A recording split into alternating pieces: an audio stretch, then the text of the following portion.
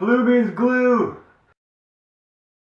Alright, so Squigs and Monkey Man here. Name TikTok. There you go.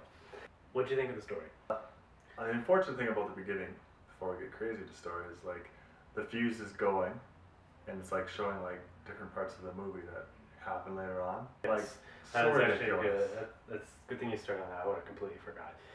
The credit intro started off cool. I like when they do interesting credit intros. They find inventive ways to show someone's name that I don't really care about. This one took it a step beyond. A step too ridiculous. Yeah, it gives you the story, like pieces of the actual movie right to the very end. If you want to know what happens in the movie, you watch that first 10 seconds, you're done. Just leave. You've watched the Batman trailer that came out, which was pretty awesome. And, you know, that's it. Yeah. That's all you need. The Kremlin blows up and Tom Cruise's team, he gets in trouble for it. Yeah, They get because disavowed. they get disavowed and they gotta save the day illegally. The team all have intertwining type story back patterns that I guess aren't too annoying or No, they're okay. I didn't find them amazing. What do you think of the action? I think most of the action you do see, I actually do think is probably the trailers. Well, the first movie, there's a lot of action. There's a lot of action, and I felt, and then I thought for this one they'd get back into a lot more action, and then I found it was kind of on that. I think the first one was still the best movie. I feel like the action in this one was more stunt based as opposed to action fight based. He does actually a lot of stunts, and I mean. And you see it in the trailer, the Dubai scene where he's climbing the wall. Like that is pretty much a nail biter. Like it is pretty intense, and they do a really good job of it, and it feels awesome. Though I was expecting more fight scene, maybe kind of mentality. I guess I didn't get that. So the next thing I think we should talk about is probably all the gizmos and gadgets. gizmos and gadgets. Gizmo. I mean, he's no Inspector Gadget, but I mean, he does do a pretty good job pulling something out in the middle of nowhere. Inspector Gadget, the word of the day, I know. It's a character, but still. Inspector is like INSPEX.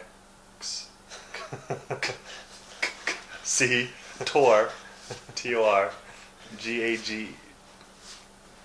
Just give up. Gadget, yeah, Gadget. The glove The glove is pretty awesome, but I mean, kind of how reminded me kind of O.J. Simpson and Michael Jackson. aside from the tech toys, is the car, the Beamer, in the same camera frame as Bugatti Veyron, is Lamborghini Gallardo. They're all there, and then there's this note that's sticking out at you. I'm shaking my head like I pretend I know these cars. I don't. And then it turns on. You feel it. You're waiting for it. You wait for that muscle to go to the Beamer's engine. And then you realize it's already been running for like 3 minutes. Yeah, because it sounds like a vacuum cleaner. Ooh, yeah. It sounds like one of those. You can't even robot copy vacuum that, yeah. cleaners. It's just, oh my god. You- Actors, actresses. What you think? Tom Cruise. Same old. It wasn't. He didn't pull any new stops. Didn't develop his character much more. No, he's the same character. Yeah. So I kind of felt it too. It He just looks older. I think Jeremy Renner. His addition. I like him as an actor. I think he did add something to the movie. Adding him was a way of saying, okay, Tom Cruise isn't changing any, but we gotta do something. Sean Penn. Sean Penn. I like him. He's a good can Shaun add of the him, Dead and Run Fat Boy Run. I thought he was a really good addition. The only thing I had problems with was not the actors themselves, but what was written for the act. And I mentioned this to you before. I hated it when I saw Sean Penn come in as this goofy, stumbly guy, kind of agent that, you know, Would never is really messing get it up right. and never gets it right. But then, as soon as Jeremy Renner's character comes in, he replaces that took that away, gave it to Jeremy Renner, and made Sean Penn into a super agent. Because you don't really find out his story until like 3/4 of the way through. Yeah. And you're like, well, it would have been better because I think they could have added to the character development for Tom Cruise. Yeah. If they would have brought that part of the story in a little earlier, I think it would have been better. Because then you could see it like an internal struggle for Tom Cruise, but yeah, it didn't happen. So it would be really good as a crowd. So what are you going to give this one for a rating? It wasn't horrible, wasn't great. For me, I'm going to give it a middle of the road 2.5 Oprahs. 2.5 Oprahs? That's exactly what I'm going to give it to.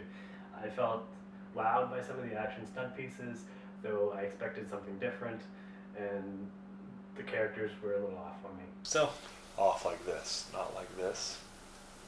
You're making fun of my hand gestures? I mean, come on. I talk like I'm from the East Coast. Don't be like that. It's 5 out of 10 Oprahs.